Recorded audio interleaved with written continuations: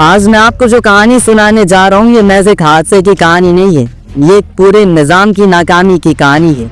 ये उन मासूम जानों की कहानी है जो सिर्फ शॉपिंग करने निकले थे और कभी वापस ना लौटे। 17 जनवरी सन 2026 हफ्ते की शाम का टाइम था। कराची के गुल प्लाजा में रश मामूल से कई ज्यादा था।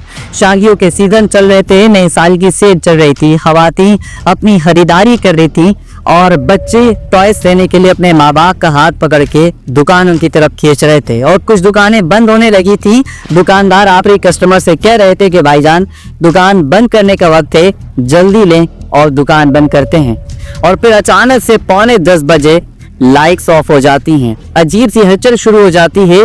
लोग एक दूसरे से चीख रहे होते हैं कि फौरन बाहर निकलो, फौरन बाहर निकलो। लेकिन देखें, ये आम हलचल नहीं की, चंद ही लम्हों में ये खौफ में बदल गई और खौफ से बेबसी में। तस्वुर करें एक इमारत जिसमें सैकड़ों लोग मौजूद हैं और तकरीबन सारे दरवाजे बंद हो चुके हों, चाबी ना हो, चौकीदार ना हो। लोग चक्कर लगाते दरवाजों तक पहुंचे मगर मायूस हो जाते। जो खुशकिस्मत थे वो खुले दरवाजों से निकल गए, मगर बालाई मंजिलों में फंसे लोग खिड़कियों के पास जाकर सांस लेने लगे। नीचे खड़े लोग मदद के लिए पुकारने लगे। उनमें नौजवान थे, बच्चे थे, आमना खवातीन थी, नौमौलूद के लिए जो सामान खरीदने आई थी, मगर ये उनकी जिंदगी की आखिरी शाम थी। ये इमारत जल्द ही राख बनने वाली थी, मलबे का ढेर बनने वाली थी। कराची पर जुल्म की एक और दास्तान बनने वाली। नारिंगटन में एक फायर फाइटर ने खुद बताया, उसने कहा कि मैंने अपनी सर्विस में पहली बार देखा कि मार्केट जल रही है और हम बेबस खड़े हैं। क्यों? क्योंकि पानी ही नहीं है। इतना काला धुआं था कि एक दूसरे को देख नहीं सकते थे। और सबसे दर्दनाक बात ये थी कि कराची के मेयर शहर से बाहर छुट्टी मनाने गए हुए थे। देखिए दोस्तों, ये हादसा अचानक नहीं हुआ, ये बरसों की नाअहली, बदइंतजामी और करप्शन का नतीजा है। 1980 में ट्रम्प वर्कशॉप हुआ करता था, फिर यहाँ प्लाजा बनाया गया। शुरू में बेसमेंट, ग्राउंड और फर्स्ट फ्लोर था। 1998 में तीसरी मंजिल बनी और मंजूरी दे दी गई सन 2003 में। 1021 दुकानों की मंजूरी थी, 1200 बना ली गई। बेसमेंट से जो पार्किंग रह गया था उसको भी दुकानों में कन्वर्ट कर लिया गया। नाज़रीन, मुझे बताएं, क्या आपको नहीं पता कि फायर स्प्रेडेंट लगाना जरूरी होता है? ये एक अलग पानी की लाइन होती है जिसमें सेंसर्स लगे होते हैं, यानी कि जैसी आग लगती है ये कुल बकुल पानी की बौछार कर देते हैं और आग को बुझा दिया जाता है। लेकिन गुल प्लाजा में ये मौजूद नहीं था। फायर बॉल्स जो आग पर फेंके जाते हैं जिससे आग फौरी तौर पर बुझ जाती है, फायर बॉल्स वहां पर मौजूद नहीं थे। जो हर फ्लोर पर होने चाहिए थे, एक फ्लोर पर भी नहीं थे। इमरजेंसी एग्जिट भूल ही जाए। जो दरवाजे थे वो भी बंद पड़े थे। रेस्क्यू वालों के पास सामान तक नहीं था। मैंने पूछा कि टॉर्च दे दो, हम अंदर जाएंगे, टॉर्च भी नहीं थी। नीचे गेट में ताला लगा हुआ था, चौकीदार के पास चाबी तक नहीं थी। ऊपर से 100 से ज्यादा लोगों की चीखें ऊपर से आ रही थी।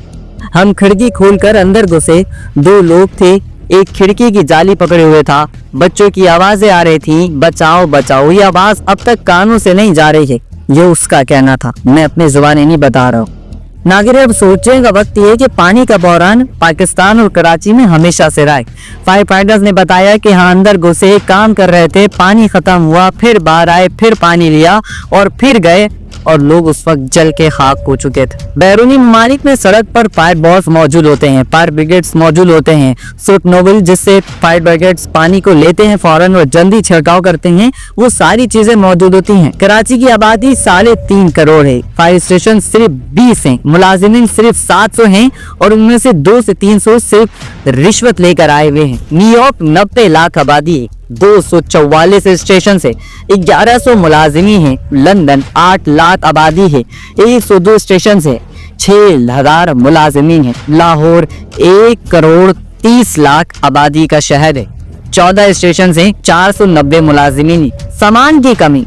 फायर फाइटर्स का बयान था कि हमें जूते तक नहीं मिलते। हम अपना हेलमेट खुद खरीदते हैं, अपनी सेफ्टी गियर्स सारे खुद खरीदते हैं, यहाँ तक कि अपने जूते, दस्ताने, सारी चीजें खुद खरीदते हैं।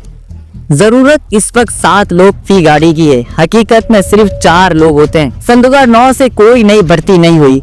16 से 17 साल हो गए हैं। पुराने मुलाजिमीन रिटायर हो रहे हैं, फौत हो रहे हैं। दोस्तों एक नौजवान फाइटर फुरकान जब ये लोगों को बचाने अंदर गया तो इमारत उस पर गिर गई और रोष शदीद हो गया। और सुने इसके वालिद भी फायर फाइटिंग के दौरान शहीद हुए कि ये है हकीकी हीरो। लेकिन निजाम ने इन्हें क्या दिया, न सामान, न तनख्वाह, न इज्जत। 23 घंटे बाद मेयर इस्लामाबाद से वापस आए। उन्होंने कहा कि छुट्टी का दिन था, न फैमिली के साथ छुट्टी मनाने गया हुआ था और पहली फ्लाइट जैसी मिली मैं आ गया। दोस्तों मौसम 23 घंटों का नहीं, गड़बड़ बरसों पुरानी है। जब मेयर पहुंचे तो कैबसी की लाइट्स जरूर नजर आई, मगर उम्मीद की कोई किरण नहीं नजर आए। कराची के लोगों के दिलों में आग थी। मेयर पहुंचे तो नारों की बौछार की। कराची के अंदर लोग मर रहे हैं, तब कहाँ था मेयर कराची। 26 लाशें निकल चुकी हैं। जब मैं ये लिख रहा हूँ न जाने कितनी और निकल चुकी हूँ। मौके पर मौजूद लोग बताते हैं कि तकरीबन 100 लोग अंदर थे। 3 दिन बाद मलबा देखकर लगता नहीं कि कोई जिंदा है। और यह भी खच्चर है कि अगर मलबा जल्दी उठाकर फेंक दिया गया तो लवाहिकीन को लाशें तक नहीं मिलेगी। नाज़रीन देखें, कुछ अजीब बातें हैं जो आपको गौर करनी चाहिए। गुल प्लाजा से पहले आज मॉल में भी ये हादसा हो चुका है। दोनों के मालिकान एक हैं। दोनों प्लाजों के एसोसिएशन के सदर भी एक ही हैं। एक रात पहले टीवी पर वो रो रहे थे, अगले दिन मेयर के साथ मुस्कुरा रहे थे। कंट्रोल ऑपरेटर्स की लापरवाही। जो ऑपरेटर्स थे वो इतने नाअहल थे कि उन्होंने गाड़ियां नहीं भी दी और आग बढ़ गई। ये हादसा नहीं, कत्ल था। निजाम ने उन मासूमों को मारा। क्या अब भी हम जागेंगे? क्या अब भी हम तब्दीली का मुतालबा नहीं करेंगे?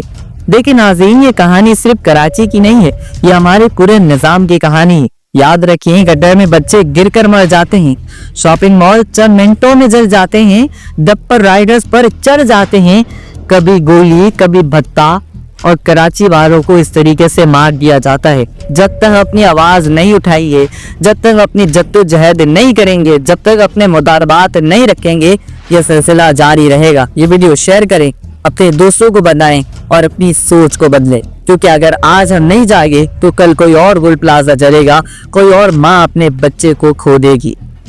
तो हमारा साथ दें, HM ग्राफी को सब्सक्राइब करें और बेल आइकन को जरूर दबाएं और कमेंट बॉक्स में अपनी राय जरूर शेयर करें और इन शहीदों की रूहों को सलाम व मग़फ़िरत में जरूर याद करें। अस्सलाम वालेकुम रहमतुल्लाह।